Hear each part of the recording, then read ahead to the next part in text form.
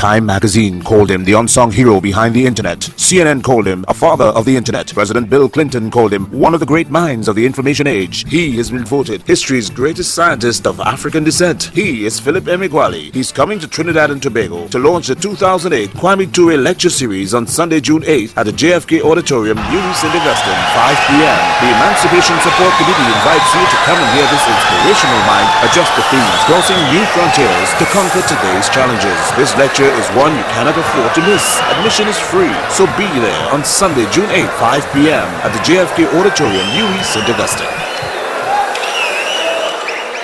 The secret to how I experimentally discovered how and why massively parallel processing makes new computers faster and makes new supercomputers fastest is cerebral, not instrumental. I had to know my instrument, that is a global network of processors, or that is a new internet, and know that instrument both forward and backward. I had to own the knowledge of extreme scale computational physics, not merely no physics. I had to own the knowledge of extreme scale algebra, not merely no algebra. I had to own the knowledge of the partial differential equation of modern calculus, not merely no calculus. I had to own the knowledge of the parallel processing supercomputer, not merely know the sequential and or the vector processing supercomputer.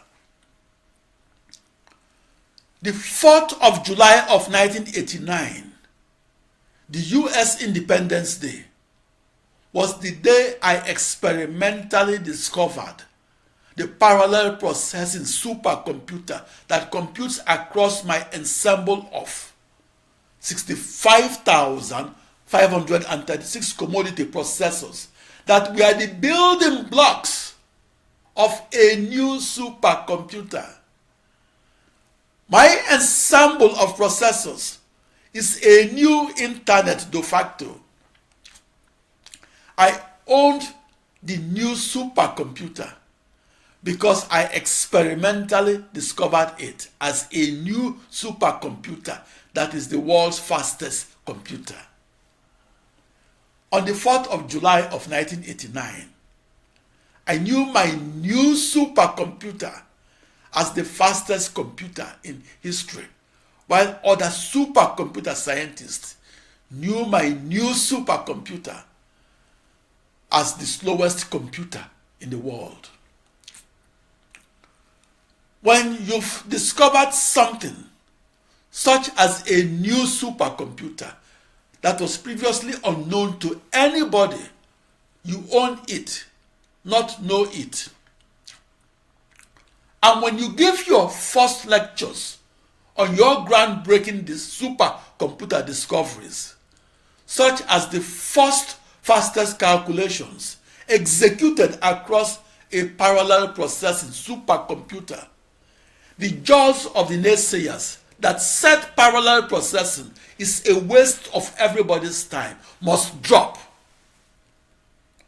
By definition, a groundbreaking supercomputer discovery should make the news headlines across the world. I was in the news headlines in Saudi Arabia, Kenya, Nigeria, and other countries.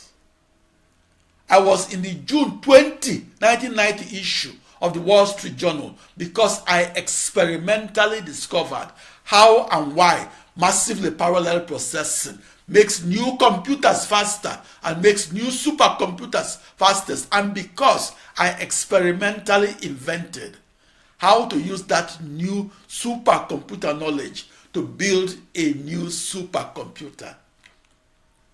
And most importantly, I privately felt it in my bones that I Philip Emeagwali made a contribution to the development of the computer. I experimentally discovered massively parallel processing by evenly dividing my system of 24 million equations of algebra. That was a world record on the 4th of July of 1989, the US Independence Day. That was the day that I discovered how to massively parallel process across a new internet that is a global network of commodity off-the-shelf processors that were identical to each other and that were equal distances afar and apart from each other. I evenly divided my extreme scale initial boundary value problem of computational physics and modern mathematics and divided them across my 65,536 commodity processors. Then I assigned to each processor the computational task of processing or solving an equal-sized subset of problem that comprised of a system of 366 equations of algebra. Due to memory limitations, it was impossible for me to store and solve two subsets of 366 equations and to store and solve them entirely within one processor. And it was impossible to store or to cram those 24 million algebraic equations into the slowest processor of the year 1989. So I had no choice but to solve such extreme scale problems arising in modern algebra and solve them across a new internet that is a global network of 65,536 commodity processors that were identical to each other and that were equal distances afar and apart from each other. In other words, my hero's quest to the terra incognita of supercomputer knowledge was to find the new supercomputer that was hidden in the bowels of my 16-network deep ensemble of processors and email wires. I experimentally discovered that new parallel processing supercomputer, and I invented that technology by emailing each subset of my initial boundary value problem that was algebraically approximated and that comprised of a system of 366 equations of modern algebra, and emailing each subset in 16 directions that are mutually perpendicular to each other and to 2 to the power 16 email addresses. For each of my email address was a unique string of 16 zeros and ones that had no @ sign in its middle and no .com at its end. That is, I sent my 65,536 5-subject line emails not only outward and along the 16 directions of my 16-network deep internet, but I also received my emails as 3-subject-lined emails from those 16 directions. I sent my 64 binary thousand emails simultaneously and from as many processors, and I received my emails synchronously and from as many processors.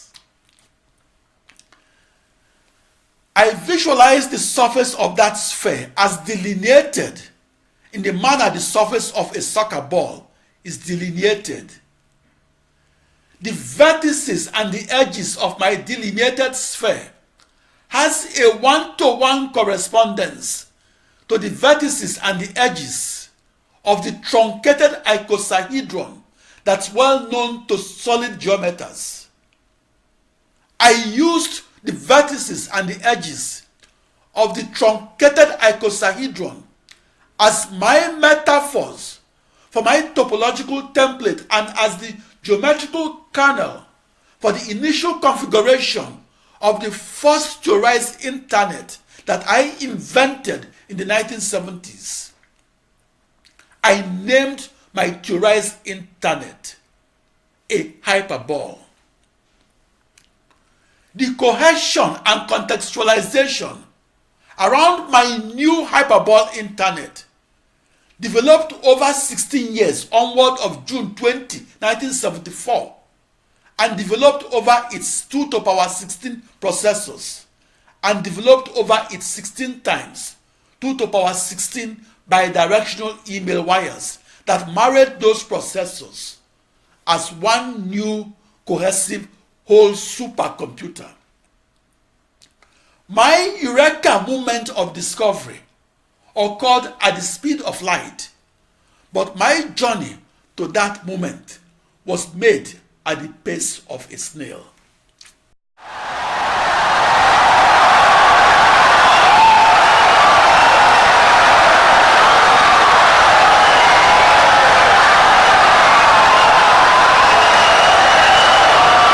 Insightful and brilliant lecture.